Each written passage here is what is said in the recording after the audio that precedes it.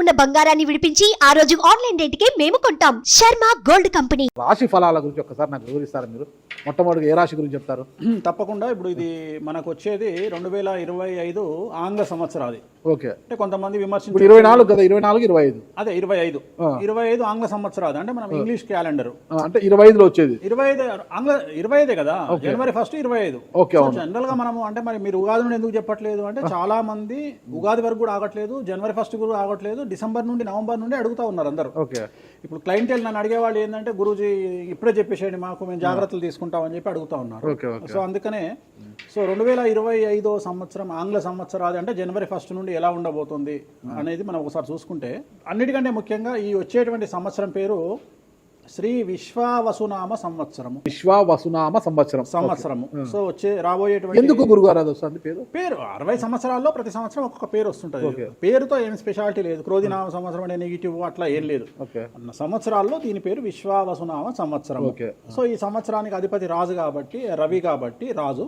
So Ravi మనకు command చేస్తూ ఉన్నాడు కాబట్టి ఈ సంవత్సరం అతి ముఖ్యమైన విషయం ఏంటంటే రాజకీయంగా దేశవ్యాప్తంగా రాష్ట్రాల వ్యాప్తంగా పెను సంచలనాలు నమోదవ్వడము ఈ సంవత్సరం 2025 సంవత్సరం లక్షణాలు. ఎందుకంటే రాజుల మధ్యన రాష్ట్రాల మధ్యన గొడవలు, మరీ ముఖ్యంగా కొంతమంది ప్రముఖ రాజకీయ నాయకులకు మృత్యుగండము, అలాగే అన్ని రంగాలలోకి సెలబ్రిటీలు, సినిమా ఇండస్ట్రీ, రాజకీయము, బిజినెస్, ఎనీ ఇండస్ట్రీ, యువకులు, మరి ముఖ్యంగా మగవాళ్ళు యువకులు 40 సంవత్సరాల వయసులోపు ఉండే వాళ్లకు కార్డియాక్ అరెస్ట్లు అనేటివి ఈ సంవత్సరం అతి ముఖ్యమైన విషయం.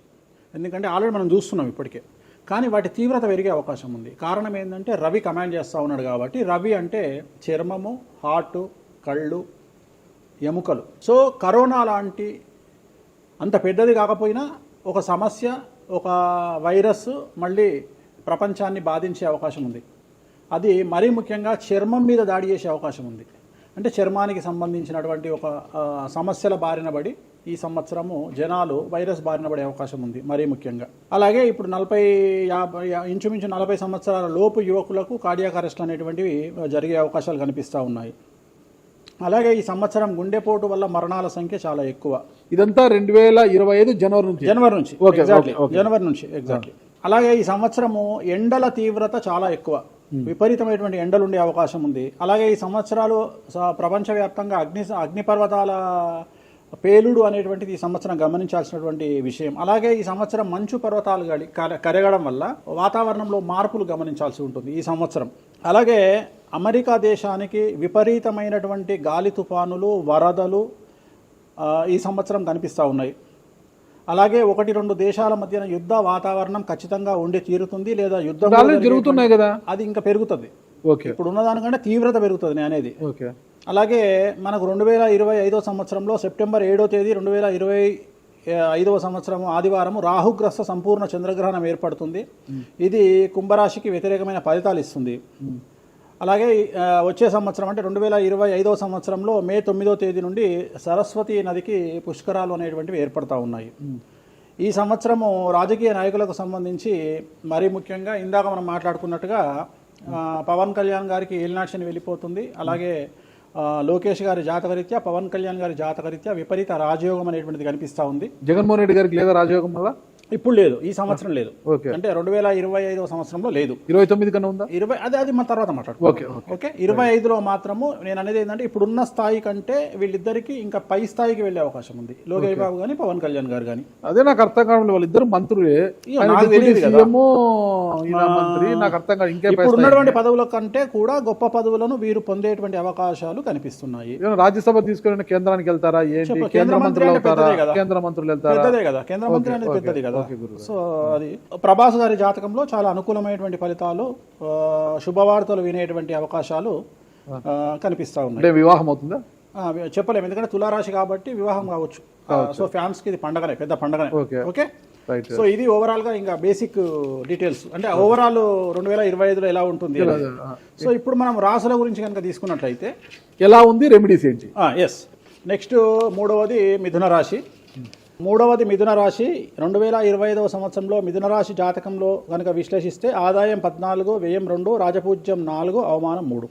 ఈ సంవత్సరము విపరీత రాజయోగం అనేటువంటిది మిథున రాశి జాతకులకు కనిపిస్తోంది. ప్రతి పని కలిసి రావడం, ధన రాబడి, వ్యవహారములయందు జయము, ఉద్యోగాలయందు అభివృద్ధి, బుద్ధి బాగా పనిచేయడం, కోర్టు వ్యవహారములయందు లాభము, జయము, అలాగే గురుబలం వల్ల చెడ్డ పేరు పోయి మంచి పేరు రావడం, జనాల్లో విపరీతమైనటువంటి పేరు ప్రఖ్యాతులను పొందడం, మరీ ముఖ్యంగా రాజకీయ నాయకులకు, వ్యాపారులకు, సినిమా పరిశ్రమ వారికి విపరీతమైనటువంటి పేరు రావడం ఈ సంవత్సరం కలిసి వస్తుంది.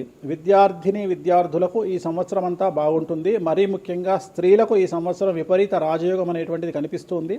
అవివాహితులైనటువంటి అమ్మాయిలకు ఈ సంవత్సరం 100% వివాహయోగ సూచనలు గోచరిస్తూ ఉన్నాయి. అలాగే ఈ సంవత్సరం స్త్రీలు ఏదైనా వ్యాపారాన్ని ప్రారంభిస్తే చాలా బాగా కలిసి వస్తుంది. అలాగే ప్రారంభించిన వ్యాపారంలో విపరీత లాభాలు గోచరిస్తూ ఉన్నాయి. కాబట్టి మిథున రాశి అమ్మాయిలు ఈ సంవత్సరం వ్యాపారాన్ని ప్రారంభించగలిగితే విశేషమైనటువంటి లాభాలను పొందగలుగుతారు. న్యాయవాదులకు, పోలీసులు మరియు ఎక్సైజ్ డిపార్ట్మెంట్ వారికి ఈ సంవత్సరం ప్రమోషన్లు లేదా మంచి పేరు ప్రఖ్యాతులు రావడం గోచరిస్తుంది. అన్నీ మీరు 12 రాశుల గురించి చెప్పారు గురుగారు. అట్లా ఎక్కువగా ఒక పూజ మాత్రం ఎక్కువగా చెప్పారు, చాలా మందికి కూడా చెప్పారు. తిరునల్లారు శనీశ్వర ఆలయం, శని ఎఫెక్ట్. ఓకే, ఎక్కువ మందికి తిరునల్లారు చెప్పిన అక్కడ ఎంత 450 రూపాయలు ఉంటుంది పూజ. అది తిరునల్లారు పాండిచ్చేరిలో ఉంటుంది. అక్కడికి వెళ్ళి పూజ చేసుకుంటే సరిపోతుంది. ఇది పేరును బట్టి ఈ రాశుల ప్రకారం ఇలా ఉంటుందని మీరు రాశారా, లేకపోతే వాళ్ళ డేట్ ఆఫ్ బర్త్ ప్రకారం? నక్షత్రం బట్టి, నక్షత్రాలు. ఓకే, నక్షత్రాలు వాళ్ళకి అర్థమైపోతుంది వాళ్ళ నక్షత్రాన్ని బట్టి. అశ్విని నక్షత్రం మేషరాశి, భరణి నక్షత్రం మేషరాశి, పుష్యమి నక్షత్రం కర్కాటక రాశి. మీ రాశి నా రాశి ఒకటే. నా రాశి ఏదో నాకు తెలియదు గురుగారు. మీది వృశ్చిక రాశి. మీది అదేనా? మరి ఎలా గురుగారు ఈ మధ్యన బాగానే ఉందంటారు? మనకు బాగుంది. ఇంకా మన రచ్చనే, ఇంకా రచ్చనే రచ్చనే. ఇక ఎట్లా రచ్చ? ఇంత వివాదాలు అవుతున్నాయి, ఏం కథ అసలు? ఇంకా లైఫ్ అన్నప్పుడు ఇప్పుడు రేవంత్ రెడ్డి ఉన్నాడు. రేవంత్ రెడ్డి ఎన్ని కష్టాలు అనుభవిస్తే సీఎం అయినాడు. అంటే ఇక కష్టం తర్వాత సుఖం రెడీగా ఉంటుంది. ఓకే, ఇప్పుడు కష్టపడ్డారు కాబట్టి మీకు సుఖం ఉంది అంటారు. మీకు కాదు, మళ్ళీ మీకు మనకు అందరికీ. ప్రతి మనిషి జీవితంలో పండ్లున్న చెట్టుకే రాయి దెబ్బలు, అంతేగాని పళ్ళు లేని చెట్టుని ఎవడు పట్టించుకుంటాడు? పళ్ళు ఉంటేనే దాన్ని రాయి చేస్తారు. అట్లనే మనం కూడా అంతే అండి. వేణుస్వామి అంటే పూజలకు పెట్టింది పేరు. పెద్ద పెద్ద రాజకీయ నాయకులకు, ముఖ్యమంత్రులకు, కేంద్ర మంత్రులకు, పెద్ద పెద్ద వాళ్ళకు కూడా, ఇక్కడ కాదు మీరు అబ్రాడ్స్ కూడా వెళ్ళి పూజలు చేసి వస్తున్నారు. చాలా కాస్ట్లీ స్వామి, చాలా గొప్ప పూజలు చేస్తుంటారు, అంత పవర్ఫుల్ పూజలు. అంటే ఇప్పుడు మీరు చేస్తున్న పూజల మహిమ వల్లనే మీ మీద ఇన్ని వివాదాలు వచ్చినా కూడా మీరు బయటపడగలుగుతున్నారు. 100% పర్ఫెక్ట్. ఇక దానికి ఆన్సరే లేదు. ఇక ఇప్పుడు మనం కొట్లాడాలంటే 10 రకాలు ఉంటాయి. మనం కొట్లాడతలేము. అందుకనే మనం ఒకటే, మన పూజల్ని మనం నమ్ముకుంటున్నాం అంతే, అమ్మవారిని నమ్ముకుంటున్నాం. ఇప్పుడు ఒక్కొక్క సమస్యకి ఒక్కొక్క అమ్మవారు పరిష్కరిస్తుంది దశమహావిద్యల్లో. మనం అదే చేస్తున్నాం. ఇప్పుడు నేను ఒకటే మాట చెప్తా. కాంట్రవర్సీస్ వచ్చినాయి, మీరు అడిగినరు, ఎన్ని సమస్యలు వచ్చినాయి. జనాలు ఏం ఆలోచిస్తారంటే వేణుస్వామి ఈ సమస్యల నుండి బయటపడతాడా, పడితే ఎలా పడతాడు? నేను ఒకటే అనుకుంటున్నా, ఇంతమందికి పూజలు చేసి వాళ్ళ సమస్యల నుండి బయటపడడానికి ప్రయత్నించే నేను నాకు వచ్చిన సమస్యను కూడా అదే పూజల ద్వారా బయటపడడానికి ప్రయత్నం చేస్తున్నాను. అంటే వివాదాలు చుట్టుముడుతున్నాయి, సోషల్ మీడియాలో వైరల్ అవుతున్నాయి. ఉమెన్ కమిషన్ మీ మీద ఫిర్యాదులు చేశారు. ఇన్ని చేసినా కూడా ఎక్కడా మీకు ఉచ్చు బిగుసుకోవడం లేదు, బయటపడుతున్నారు. అంటే ఇది మీ పూజల మహిమనా, లేకపోతే ఏమన్నా బ్రైబ్ చేస్తున్నారా? అమ్మవార్లు ఇప్పుడు ఉదాహరణ, మనం తెలుగు రాష్ట్రాల్లో ఉంటాం. వెంకటేశ్వర స్వామి వారు అంటే మనకు తెలుసు. ఇప్పుడు తమిళనాడులో పెరుమాళ్ అంటారు వెంకటేశ్వర స్వామిని. అదే నార్త్ ఇండియాకి వెళ్తే బాలాజీ అంటారు. వాళ్లకు బాలాజీ అంటే చాలా భయం. అలాగే మన రాష్ట్రంలో మనకు తెలిసిన వాళ్ళకి కామాఖ్యలో ఉండే అమ్మవారు అంటే భయం. కానీ తెలియని వాడికి భయం ఉండకపోవచ్చు. వాడి ఇష్టం వచ్చినట్టు కామెంట్ చేయొచ్చు అమ్మవారు. చాలా మందికి మీరంటే భయం అనుకుంటా. అంటే మనం చేసే పూజల వల్ల ఉండొచ్చు. ఓకే, నేను అనేది ఏంటంటే, నేను చేసే అదే ఇందాక మనం మాట్లాడుకున్నప్పుడు అదే చెప్తున్నా, వామాచారంలో పూజలు చేయాలంటే భయపడతారు. కారణం ఏమిటి అంటే ఖచ్చితంగా మందును ముట్టుకోవాలి, నాన్ వెజ్ను ముట్టుకోవాలి. దానికి వీళ్ళు చేసే పూజలు అడ్డుపడతాయి. అంటే వీళ్ళు సమాజంలో భయపడతారు కాబట్టి వీళ్ళు వాటి జోలికి పోరు. తాంత్రిక పూజలు లాగా ఉంటాయి మీరు చేసే. తాంత్రిక తంత్ర మార్గం అంటారు దాన్ని. శ్రీకాళహస్తిలో కాదు శ్రీకాళహస్తిలో రావుకేతు పూజ చేయించుకున్నారు కదా, తాంత్రిక పూజలే. అది నిమ్మకాయ పెడితే తంత్రమే, గుర్తుపెట్టుకోండి. నిమ్మకాయ ఎక్కడ పెట్టినా తంత్రమే. మిమ్మల్ని కాపాడుతోంది మీరు చేస్తున్న పూజల మహిమే. అంతే అంతే అంతే, వాళ్ళే చూసుకుంటారు. నేను అనే పాయింట్ ఏంటంటే, నేను ఒకటే చెప్తున్నానండి, తప్పు చేస్తే నన్ను అమ్మవారు సర్వనాశనం చేస్తుంది. ఓకే, అమ్మవారిని విమర్శిస్తే వాళ్ళ సంగతి అమ్మవారు చూసుకుంటుంది. ఓకే, అంతేనా? అంతే ఇక నాకు అవసరం లేదు. నేను కొట్లాడను చెయ్యను, నాకు అనవసరం, నాకు లొల్లే వద్దు. నాకు నేను దేవుళ్ళని నమ్ముకున్నా, నా పని అదే. నాకు హిమాచల్ ప్రదేశ్ కామాఖ్య కాకపోతే, బాగాలముఖి కాకపోతే, తారాపీఠ పోతే, ఇప్పుడు మన తారాపీఠ పోయి వచ్చిన. చాలా మందికి తెలియదు తారాపీఠ అని కలకత్తా నుండి 300 కిలోమీటర్లు ఉంటుంది. మీరు కావాలంటే గూగుల్ చేయొచ్చు. తారాపీఠ అని అమ్మవారు అండి. ప్రతిరోజు శ్మశానంలో ఉంటుంది అమ్మవారు, ఒరిజినల్ శ్మశానంలో ఉంటుంది. ప్రతిరోజు అమ్మవారికి ప్రసాదం అంటే డెడ్ బాడీ దహనం అయినాకనే అమ్మవారికి నైవేద్యం పెడతారు. అంత పెద్ద ప్రసిద్ధమైనటువంటి దేవాలయం. అమ్మవారు శివుడికి పాలిస్తూ ఉంటుంది. తారాపీఠ అంటుంది దాన్ని. శ్మశానంలో ఉంటుంది. ఆమె జనరల్గా ఎవరైనా సరే ఎందుకు పూజ చేస్తారామనంటే, జీవితంలో మనం వెళ్తూ ఉన్న సందర్భంలో సడన్గా స్టక్ అయినామనుకోండి, బౌన్స్ బ్యాక్ అవ్వడానికి పనిచేస్తుంది. అంటే ఉదాహరణ, ఒక ముఖ్యమంత్రి స్థాయి వ్యక్తి ఓడిపోయినప్పుడు, ఒక మంత్రి పోయినప్పుడు, ఒక ఐఏఎస్ సడన్గా తన జాబ్లో డిస్టర్బెన్స్ వచ్చినప్పుడు, ఐపీఎస్ డిస్టర్బెన్స్ వచ్చినప్పుడు ఈ పూజ కనుక అమ్మవారిని దర్శించుకుంటే ఒక్కసారి మళ్ళీ వాళ్ళు బౌన్స్ బ్యాక్ అవుతారు. అంటే బిగ్ బ్యాంగ్ థియరీ అనేది అక్కడ పనిచేస్తుంది. మనం మళ్ళీ ఒక్కసారి బౌన్స్ బ్యాక్ అయ్యి ముందుకు దూకడానికి అమ్మవారు పనిచేస్తుంది. నేను సజెస్ట్ చేస్తుంటా చాలామందికి, వ్యాపారంలో స్టక్ అయినప్పుడు, లేకపోతే ఉద్యోగంలో స్టక్ అయినప్పుడు, అట్లా స్టక్ అయినప్పుడు అయితే మీ తారాపీఠ వెళ్ళి దర్శనం చేయించుకోండి. అక్కడ దర్శనమే, పూజలు ఉండవు, జస్ట్ దర్శనమే. అమ్మవారికి పోయి దండం పెట్టుకొని వస్తే చాలు, ఒక్కసారి మళ్ళీ వాళ్ళు బౌన్స్ బ్యాక్ అవుతారు.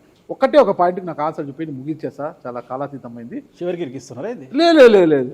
ఇప్పుడు ఏపీలో అంటే గత ప్రభుత్వ హయాంలో, వైసీపీ హయాంలో వీళ్ళ మీద కేసులు పెట్టారు. ఇప్పుడు వీళ్ళ అధికారం వీళ్ళ మీద కేసులు పెడుతున్నారు కదా. ఈ కేసుల పరంపర ఇలా కొనసాగి జగన్మోహన్ రెడ్డి గారు జైలుకి వెళ్ళే అవకాశం ఉంది? వచ్చే సంవత్సరం మే 9వ తేదీ వరకు అవకాశం ఉంది, దాటితే లేదు. ఇది ఓవరాల్గా వేణుస్వామి గారు ఇచ్చారు. మీకు ఏదైనా అనుమానాలు ఉన్నా డైరెక్ట్గా వేణుస్వామి గారికి ఫోన్ చేయండి, మీ అనుమానాలను నివృత్తి చేసుకోండి. థ్యాంక్ యూ గురుగారు, నమస్తే. ఓకే, ఓం నమో వెంకటేశాయ.